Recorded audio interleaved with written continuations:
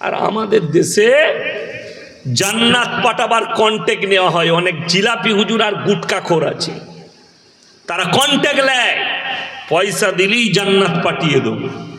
আমি দেখলাম বাংলাদেশে এক জিলাপি হুজুর বায়ান করছে, কি জানে কি বায়ান করছে? ভাইরাম,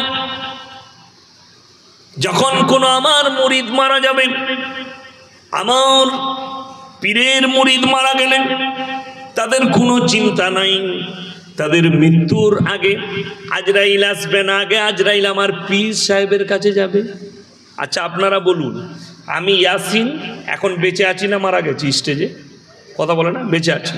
আচ্ছা কেউ যদি এখন আমাকে মারতে আসে, আমি তাকে আটকাতে পারবো না? পারবো না? কথা বলে না, পারবো না। আমার হাত পা সব খোলা, সে যদি আমাকে চর মারতে আসে তার হাতটা ধরতে পারবো? পারবো না? পারবো না। আচ্ছা আমি যদি মারা যাই তাহলে কি করে আটকাবো? কথা বলে না।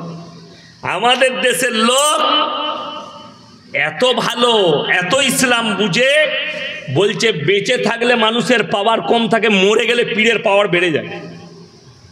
আমি কেন অবাক হয়ে যাই, মরে গেলে পীরের পাওয়ার বেড়ে যায়। বড় কষ্ট লাগে যদি মরে যাওয়ার পরে। আমি ইউপির একটা বক্তার বক্তব্য শুনলাম, বলে এক ऐसा जवाना था कि बड़ा पीर अब्दुल कादिर जिलानी रहमतुल्लाह अलैह का नाम अगर बगैर उजू का कोई ले लेते तो वो मर जाता था। नाउज़बिल्लाह बोले, এই জোরে বলুন নাউজবিল্লাহ। এইটা বড় পীর আব্দুল কাদের জিলানী রহমতুল্লাহ আলাইহির উপরে তহমত। আল্লাহ রসুলের হাদিস, আখরি জামানায় এক শ্রেণীর হুজুর বের হবে, তাদের দ্বারা ইসলাম বিকৃত হওয়ার কারণে তারাই সর্বপ্রথম জাহান্নামের উত্তর অধিকারী হবে। ইসলাম তাদের কাছ থেকে বিকৃত হবে। কত বড় পাপ, পাপের কথা আপনারা বলুন তো। আল্লাহর রসুল সাল্লাল্লাহু আলাইহি সাল্লাম বেশি পাওয়ারফুল না বড় পীর আব্দুল কাদের জিলানী রহমতুল্লাহ আলাইহি বেশি পাওয়ারফুল? কথা বলে না, জোরে বলুন, শুনতে পাচ্ছি না। আল্লাহর রসুল সাল্লাল্লাহু আলাইহি সাল্লাম বেশি পাওয়ারফুল। তাহলে যে লোকটা বলছে ইয়ার কানে কে চড়াবে আর আর কানটা টিপে কে ধরবে, যে ওরে মূর্খ, যদি বড় পীর আব্দুল কাদের জিলানী রহমতুল্লাহ আলাইহির নাম বিনা উজুতে নাপাক অবস্থায় নিলে যদি লোক মারা যেত, আল্লাহর নাম নিলে তো তাহলে জাহান্নামে ঢুকতে হতো। কথাটা বুঝতে পারেননি? রসুলের নাম যদি কেউ বিনা উজু নাপাক অবস্থায় নিলে সে তো জাহান্নামে যেত। আপনারা কি বলছেন, বিনা উজুতে রসুলের নাম নেওয়া যাবে না? যাবে না? কথা বলে না, যাবে, কোনো অসুবিধা নাই। উজু যদি না থাকে জুবানি কোরআন পড়া যাবে, কোনো অসুবিধা নাই। কথা বুঝতে পারলেন না? মোবাইলে কেউ যদি কোরআন পড়ে উজু করা লাগবে না।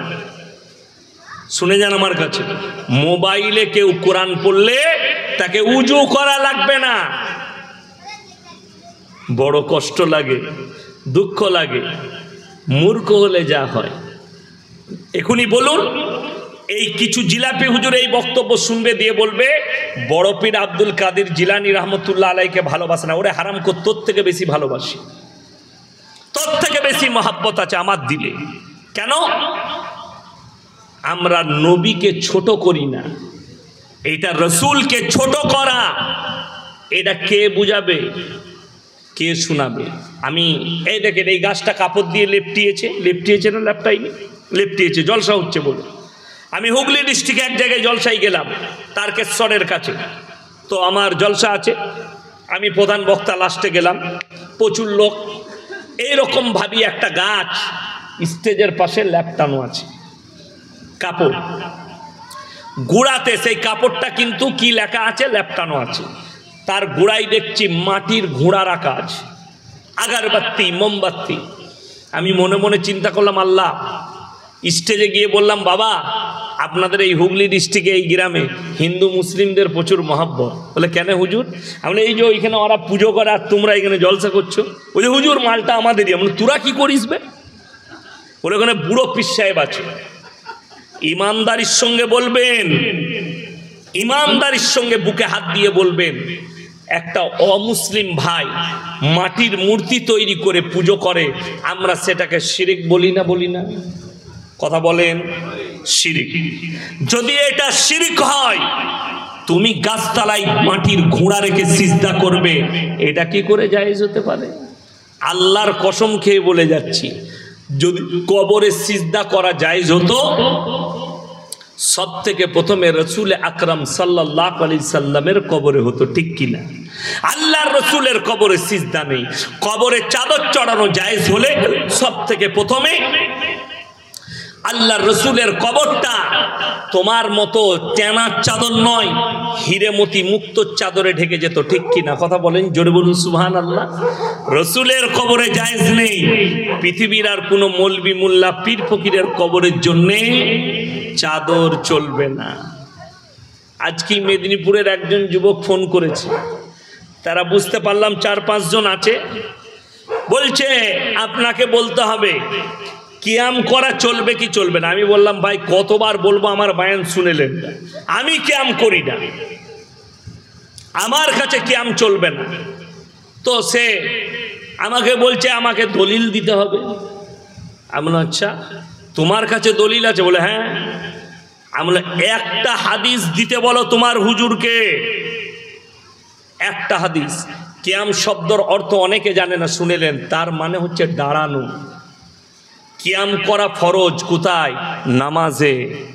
কথাটা বুঝতে পেরেছেন? কিয়াম করা ফরজ নামাজে। কিয়াম শব্দর অর্থ হচ্ছে দাঁড়ানো। এরপর চলুন, বলছে কিয়ামে এই দাঁড়ায়নি, এরা বেয়াদব, এরা কাফের হয়ে গিয়েছে। তাইলে আমি 1 মিনিটের লেগে বলে দিই।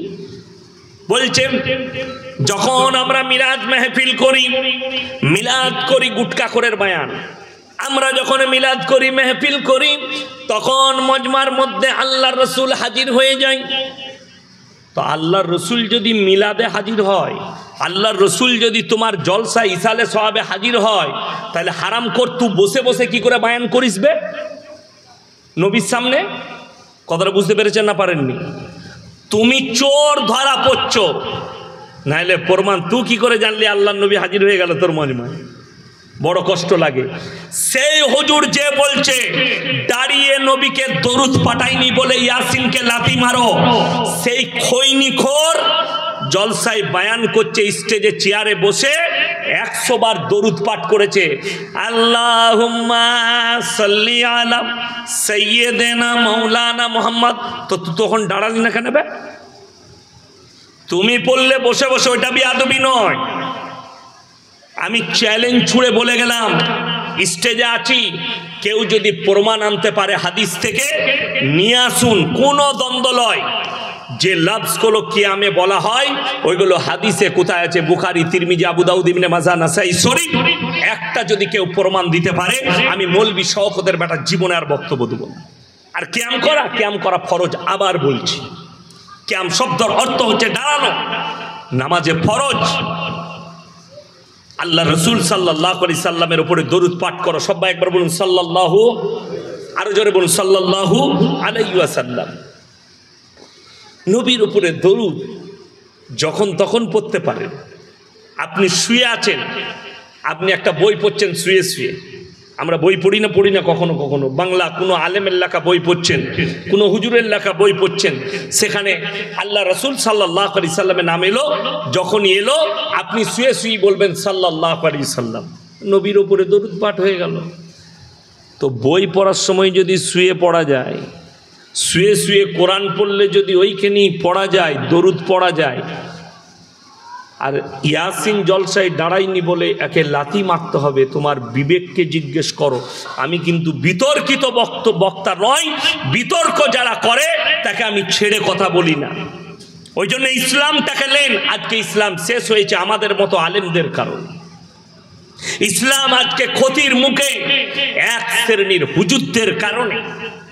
আর আমি বললাম আখরি জামানায় এমন এক দল বের হবে হুজুর, যাদের দ্বারা ইসলাম বিকৃত ঘটবে এবং তারাই হবে জাহান্নামের প্রথম খোরাক। আজকে দেখলে ইসলামে গান বাজনা আপনারা বলুন হারাম না হারাম নয় বাবা? ইসলামে গান বাজনা হারাম। মুসলমানদের বিয়েতে গান বাজনা বাজছে, বাজছে না বাজেনি? আরে বিয়ে তো অনেক দূরের কথা, বড় কষ্ট লাগে।